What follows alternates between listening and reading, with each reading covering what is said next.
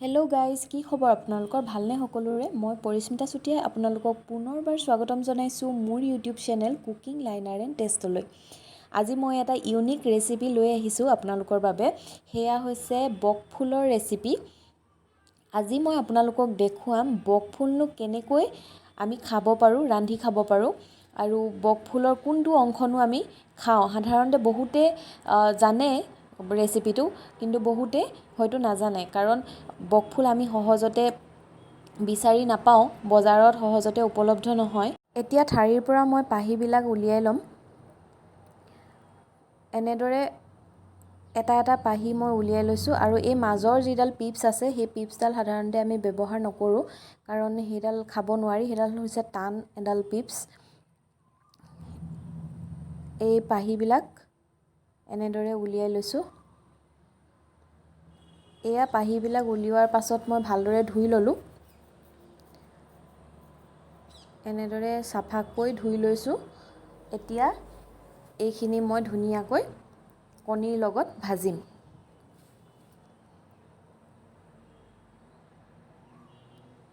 এতিয়া পিঁয়াজ কাটি লৈছোঁ, ডাঙৰ দুটা পিঁয়াজ কাটিছোঁ, এটা ভোট জলকীয়া লৈছোঁ আৰু কেইটামান কণী লৈছোঁ। এতিয়া গেছৰ ওপৰত কেৰাহী এখন বহাই লৈ গৰম কৰি লৈছোঁ, আৰু ইয়াতে মই দি দিম এতিয়া মিঠাতেল। এয়া মিঠাতেল দি ল'লোঁ আৰু অলপ দি দিওঁ। এতিয়া তেলখিনি গৰম হোৱাৰ পাছত মই ইয়াত পিঁয়াজ দিম। এয়া তেলখিনি গৰম হৈ গ'ল আৰু মই দিবলৈ লৈছোঁ পিঁয়াজ। এতিয়া পিঁয়াজখিনি ৰঙচুৱা হোৱালৈকে ভাজি থাকিব লাগিব।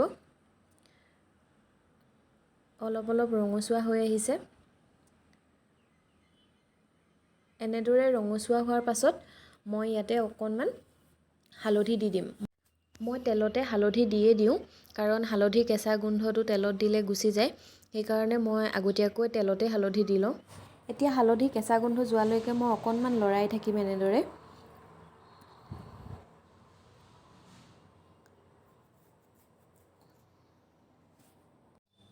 এয়া ধুনীয়াকৈ পিঁয়াজ আৰু হালধি মিহলি হৈ গৈছে। এতিয়া মই দি দিম ইয়াতে ফুলখিনি।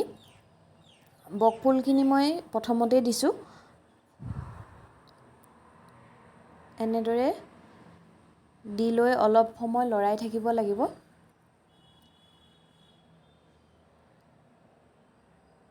এই ফুলজাতীয় বস্তুবিলাক সাধাৰণতে প্ৰথমতে সৰহ দেখি, কিন্তু যেতিয়া সিজি যায় এই বহুত কম হৈ যায়।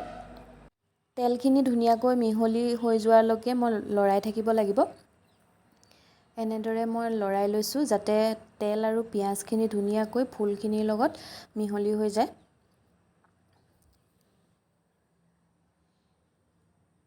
এয়া ধুনীয়াকৈ ফুলখিনিৰ লগত মিহলি হৈ গ'ল। দেখিছেনে, অলপ অলপকৈ পমি আহিছে। এতিয়া ইয়াত মই অকণমান নিমখ ছটিয়াই দিছোঁ। সোৱাদ অনুসৰি নিমখ দিব, কাৰণ প্ৰথমে যদি আপুনি সৰহকৈ নিমখ ছটিয়াই দিয়ে তেনেহ'লে হয়তো নিমখ চোকাও হৈ যাব পাৰে, কাৰণ ফুলজাতীয় বস্তু পমি গৈ থাকে। সেইকাৰণে লাগিলে পাছত অলপমান এড কৰি দিব কম হ'লে। এনেদৰে মই সোৱাদ অনুসৰি অলপমান নিমখ দি লৈছোঁ। মই পাছত আকৌ নিমখ নিদিওঁ, কাৰণ একেবাৰতে মই দি লৈছোঁ, কাৰণ কণীও দিব লাগিব। সেইকাৰণে কণীৰ লগত সোৱাদ মিলাকৈ মই নিমখ আগতীয়াকৈ দি ল'লোঁ। এতিয়া অলপমান সময় এনেদৰে মুকলিকৈ ৰাখি থ'ম, ঢাকোন নিদিয়াকৈ। এতিয়া লৰাই লৈছোঁ পুনৰ।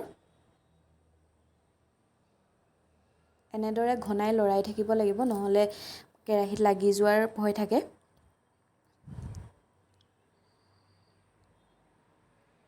দেখিছেনে, লাহে লাহে সিজিব ধৰিছে আৰু কম হৈ গৈছে।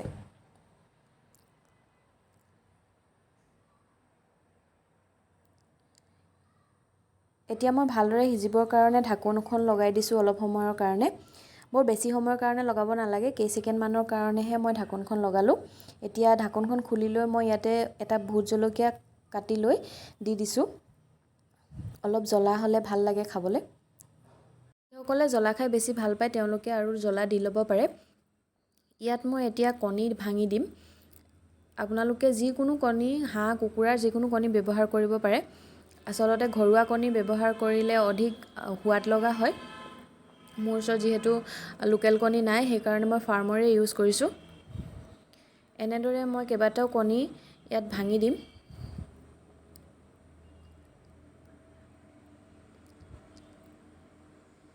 এনেদৰে ৩-৪টা কণী মই ভাঙি দিলোঁ।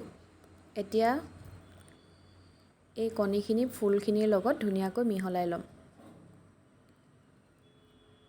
এনেদৰে ঘনাই লৰাই থাকিব লাগিব।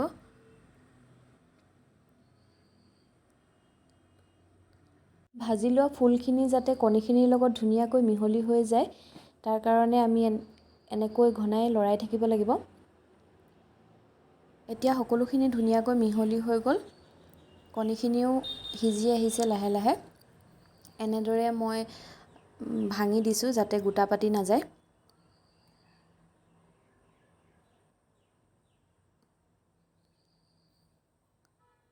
এইদৰে খাবলৈ বহুত ভাল লগা হয়, আপোনালোকে কেতিয়াবা ট্ৰাই কৰি চাব।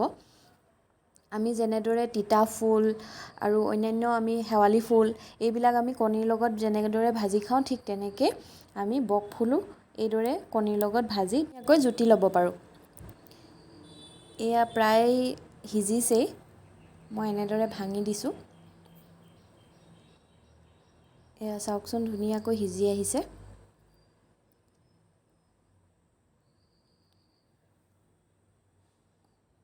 এয়া আমাৰ বকফুল আৰু কণীৰ ভাজি ৰেডি হৈ গ'ল। এতিয়া মই গেছৰ ফ্লেমটো অফ কৰি দিওঁ আৰু এটা পাত্ৰত মই এই কণী আৰু বকফুলৰ ভাজিখিনি উলিয়াই ল'লোঁ। এয়া দেখিছেনে, খুব সুন্দৰ লাগিছে দেখিবলৈ। অকল সুন্দৰ লগাই নহয়, খাবলৈও বহুত টেষ্টি হয়। এনেদৰে আপোনালোকে সহজতে ঘৰতে এনেদৰে বনাই খাব পাৰে। খুব সহজভাৱে বনোৱা এটা ৰেচিপি আপোনালোকলৈ আজি আগবঢ়ালোঁ। এতিয়া গৰম ভাত বাঢ়ি লৈছোঁ, অলপমান পিঁয়াজ কাটি লৈছোঁ আৰু আলু বইল দিছিলোঁ। আলু এফাল লৈ লৈছোঁ আৰু লৈ লৈছোঁ বকফুলখিনি। এতিয়া মই খাওঁ, আপোনালোককো জনাই আছোঁ কেনেকুৱা লাগে। সঁচাকৈ আলু পিটিকা, কেঁচা পিঁয়াজ আৰু বকফুলৰ ভাজিৰ লগত ভাতখিনি বহুত ভাল লগা হৈছিলে খাবলৈ, বহুত সোৱাদ লাগিলে। আৰু আপোনালোকেও এনেদৰে ট্ৰাই কৰি চাব। আৰু যদি ভিডিঅ'টি ভাল লাগিছে তেনেহ'লে প্লিজ লাইক কৰিব, শ্বেয়াৰ কৰিব, ছাবস্ক্ৰাইব কৰিব আৰু কাষতে থকা বেল আইকনটি দবাবলৈ নাপাহৰিব। ধন্যবাদ।